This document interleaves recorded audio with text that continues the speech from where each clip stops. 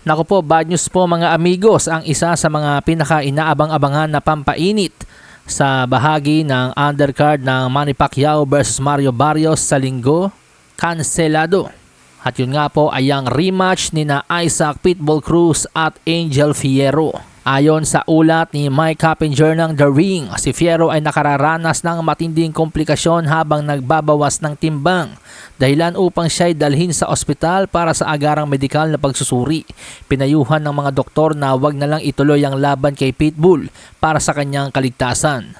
Dahil sa pagkansela ng laban, nabawasan ang bigat ng undercard ng Pacquiao Barrios event, kung saan tampok pa rin sina Sebastian Pondora versus Tim Tszyu at Brandon Figueroa versus Joet Gonzalez. Sa mga oras na to, habang ibinabalita ko po ito sa inyo mga amigos, wala pa pong opisyal na pahayag kung may papalit ba bilang kalaban ni Pitbull Cruz. Pero ayon kay WBC President Mauricio Soleman, may posibilidad daw po na aprobahan nila ang sagupaang Pitbull Cruz at Omar Salcido. Yun ay kung lahat ng mga kondisyones ay mamimit. Si Omar Salcido na may kartadang 20 wins, 2 losses with 14 knockouts. Ito po yung nang-upset kay Chris Colbert noong nakaraang taon.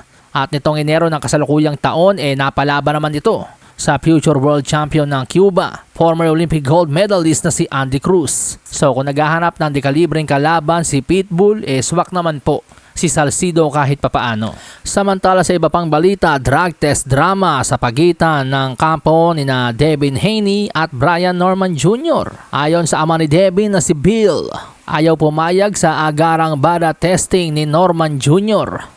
Ani Bill Haney, inalok nila ng bada testing si Brian Norman Jr.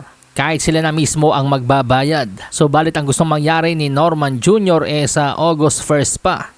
Bagay na pinagdudahan agad ni Bill na kung wala nga daw pong itinatago, bakit ide-delay ang bada testing. Matatandaang sina Terence Bud Crawford at pambansang kamao Manny Pacquiao ay hindi po umatras sa mga random drug testing na yan. Pero paliwanag naman po ni Norman Jr. Nakaschedule na kasi ang kanyang bakasyon sa labas ng bansa at halos Agosto na ang kanyang pag-uwi.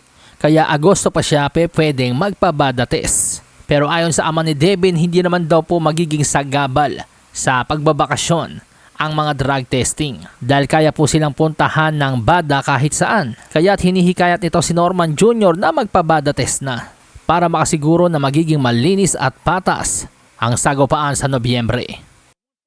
Sahin ang baraha, patunayan mo sa akin ha. Sino man ang mabunot na kalaban, di ka tatakbo ha. Sabay